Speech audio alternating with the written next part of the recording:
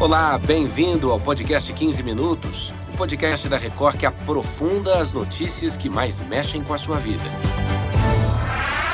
Os setores mais impactados por esse tarifaço dos Estados Unidos estão pedindo ao governo brasileiro foco na negociação para diminuir o impacto nas empresas brasileiras. Olha, o recado dos empresários para o governo é claro, que o governo federal deixe de lado as questões ideológicas e passe a negociar as tarifas imediatamente com o governo americano para evitar prejuízos bilionários e a perda de milhões de empregos.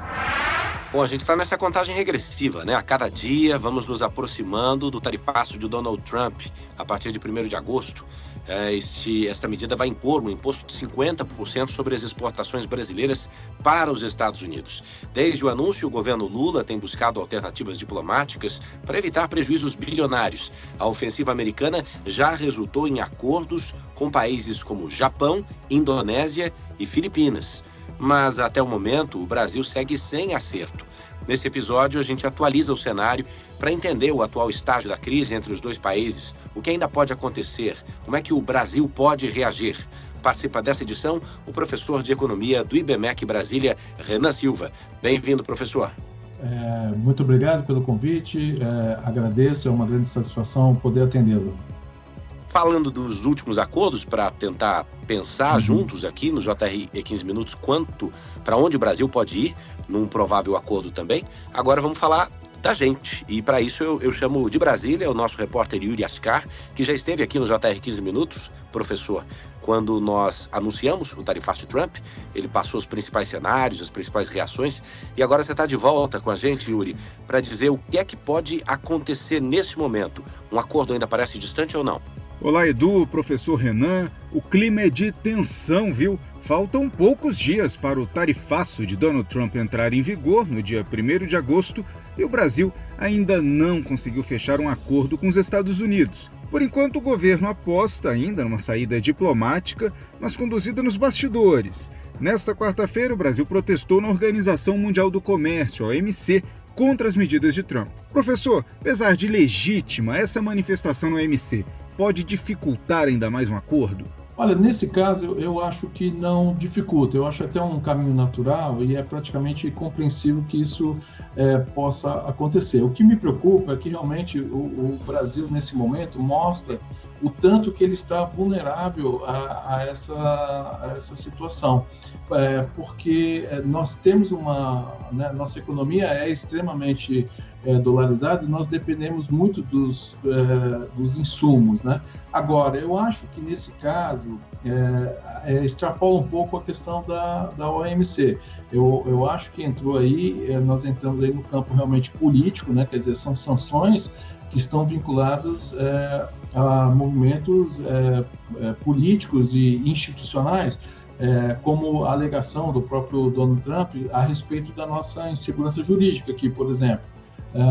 E isso acabou derivando para outras situações, como, por exemplo, a manutenção do comércio do Brasil, por exemplo, com a Rússia, que é um país sancionado tanto pelos Estados Unidos como também pelos países membros da OTAN, na Europa, e até mesmo muitos dos países que pertencem à União Europeia. Então, você vê que a discussão realmente extrapolou para o campo da geopolítica, ou seja, e não está simplesmente nas discussões dos acordos comerciais e que estão sob tutela da OMC. Então, a sinalização pela volta do diálogo, quer dizer, parte do governo brasileiro de mostrar as boas intenções de atender essas questões que estão sendo levantadas, as quais o Brasil não se preocupava muito, né? Ficava sempre um player ali meio que esquecido pelo resto do mundo, com pouca participação no comércio mundial, mas na medida que ele se posicionou, vamos dizer assim, atingindo realmente, né, levantando questões sobre o imperialismo norte-americano, convidando, por exemplo, o Irã para o BRICS, isso aí realmente ferir os interesses norte-americanos, geopolíticos e também comerciais, que acabou culminando nessa situação. Professor, um estudo da Federação das Indústrias de Minas Gerais está estimando aí perdas de até 175 bilhões de reais para o Brasil, além da retração do PIB e o fechamento de mais de 1 milhão de empregos em um período de 10 anos. Esse cenário mais crítico é realista, na sua opinião, ou existe margem para reduzir os efeitos? Olha, hoje nós estamos num momento crítico, né, que nós precisamos primeiro restabelecer as conversações. No momento, nós estamos ali praticamente sem uma comunicação direta, passou a ser um assunto, né, praticamente, né, que saiu da Secretaria de Comércio e foi para a Casa Branca. Então, é uma situação um tanto complicada. Mas os impactos sobre o PIB, de fato, são relevantes e preocupantes. Eu, inclusive, corroboro com esse número. Então, a gente tem que primeiro considerar que os Estados Unidos têm uma grande importância, né, com o comércio junto ao Brasil, dado que é o segundo maior parceiro, né? O primeiro é a China, mas os Estados Unidos é o segundo, figura ali como um grande player para nós. Professor, o que o senhor pode nos dizer dos acordos feitos entre os Estados Unidos e os países Japão, Indonésia e Filipinas? Nós tivemos ali, em torno das Filipinas, uma redução que foi muito pequena, de 0,5 ponto percentual nas tarifas. Japão e Indonésia tiveram reduções mais significativas, mas acordos que beneficiam enormemente os Estados Unidos e não tanto assim esses 3 países. Via de regra, esses países tiveram que fazer uma abertura de mercado fortíssima para os Estados Unidos, quase que sem barreiras tarifárias, não? Sim, de fato. Bom, acaba que os acordos que foram realizados foram considerados a contento, onde as partes realizaram um realinhamento mediante essa dura realidade, né, do contexto aí da guerra tarifária. O que a gente tem de pano de fundo é que os Estados Unidos, na verdade, ele tem uma estratégia muito clara de manter, né, de preservar a hegemonia do dólar. E uma vez que a hegemonia do dólar está sendo questionada, então eles resolveram que elimina-se a assimetria das tarifas. Lembrando que uma vez que os Estados Unidos têm a prerrogativa, né, de fazer emissão de moedas, dele, vamos dizer assim, jogar a inflação para fora, então ele permitia, mediante alguns acordos bilaterais, ele permitia essa assimetria. Mas, uma vez questionada a hegemonia do dólar e o enfraquecimento do dólar nas transações, então ele diz o seguinte: então não faz mais sentido a simetria, então vamos equacionar.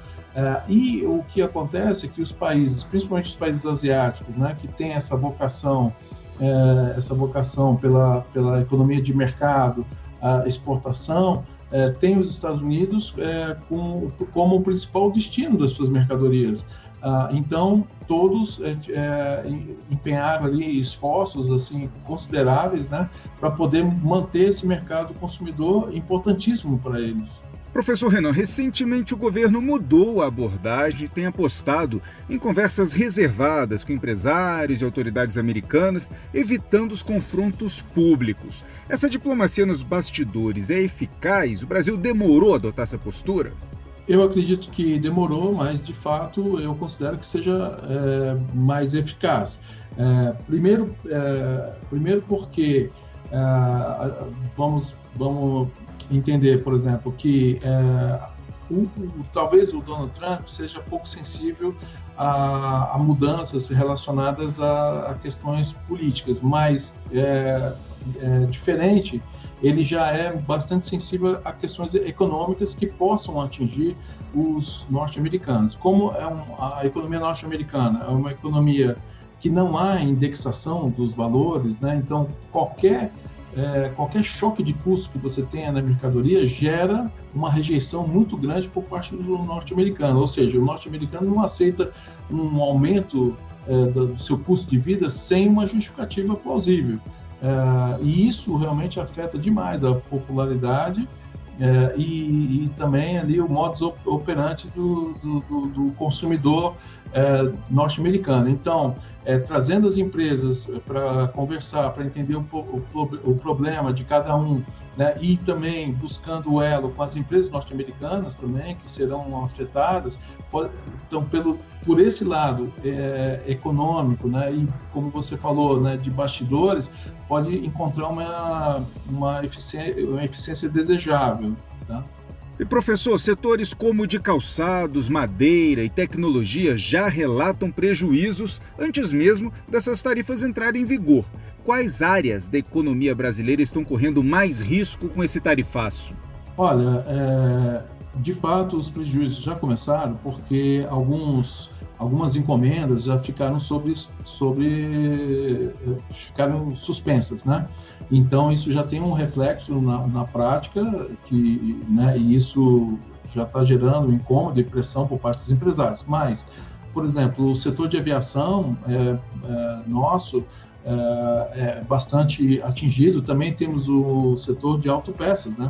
Então, nós temos ali indústrias no estado de São Paulo que tem como destino, né, o mercado consumidor norte-americano, também é bastante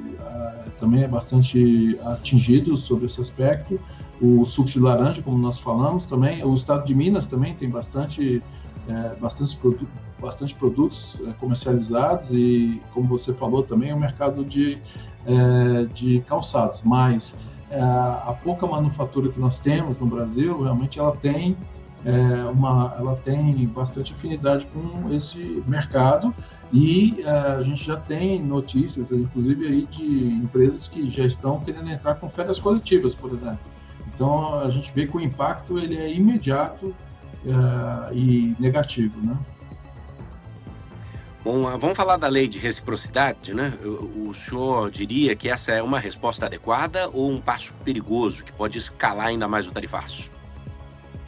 Olha, a lei de reciprocidade, eu acho que primeiro tem que haver uma preparação, né, para caso você precise de algum instrumento, né, de uma possível retaliação para que você possa agir, né? O Brasil não tinha alguma lei, uma preparação nesse sentido, então assim, vale, né, realmente como um instrumento a mais da negociação. Então, a preocupação que eu tenho é que os Estados Unidos não têm uma grande dependência dos produtos brasileiros. Por exemplo, em termos de importação, peso nas importações norte-americanas, né, nós representamos apenas 1% das importações norte-americanas. Então, eles são um mercado extremamente importante para nós, mas, por outro lado, ele não é um mercado tão relevante para o norte-americano. É claro que existe, sim, né, um choque de custo, incomoda e tudo mais, mas não há uma dependência tão relevante quanto se imagina. Então, o Brasil tendo pouca barganha de negociação nesse aspecto, e nossa economia é muito fechada, né, também com tarifas elevadas e com impostos de importação muito elevados, que então deve-se evitar, nesse momento, a lei da reciprocidade, a reciprocidade. O ministro da Fazenda, Fernando Haddad, afirmou que o Brasil não deve pagar na mesma moeda. Professor Renan, essa posição mais moderada pode ajudar nas negociações ou transmite uma imagem de fraqueza? Não, sem dúvida pode ajudar. Eu diria até o contrário, nesse momento não se deve pensar nesse aspecto da fraqueza, né? E sim a gente buscar justamente a grandeza de proteger a economia brasileira. Tá? Então eu acho que a gente não deve ver como um sinal de fraqueza a preservação desse mercado tão importante para nossos empresários. Mas essa mudança de tom ajuda muito e é isso que eu venho observando nesses últimos dias. Já há uma mudança, né, na forma de se posicionar e mais flexível na ideia de negociação. Ótimo. Bom, o tempo está correndo e a gente vai continuar falando desse assunto, sem dúvida alguma, porque ele traz muita preocupação para uma série de setores. Professor de Economia do IBMEC Brasília, Renan Silva, agradeço demais a sua participação aqui no JR 15 Minutos. Eu que agradeço, fico muito feliz com com o convite e fico à disposição.